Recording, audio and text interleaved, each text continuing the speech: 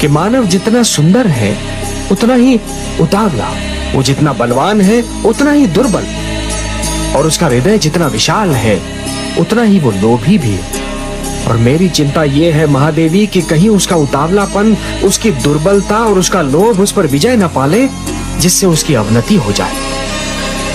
और मानव की अधोगति का विचार मात्र ही मुझे व्याकुल कर देता है महादेवी।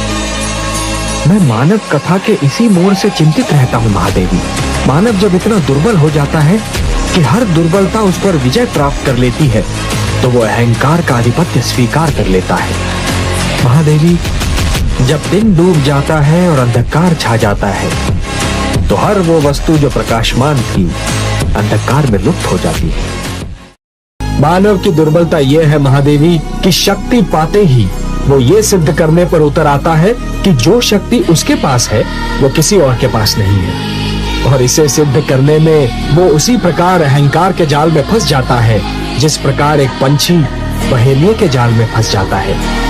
और फिर जिस प्रकार भोर दोपहर में, दोपहर संध्या में और संध्या रात्रि में परिवर्तित हो जाती है, उसी प्रकार अहंकार अन्याय में, अन्याय अत्याचार में और अत्याचार निर्ममता में परिवर्तित हो जाता है। और तब आपका हस्तक्षेप न करना असंभव हो जाता है।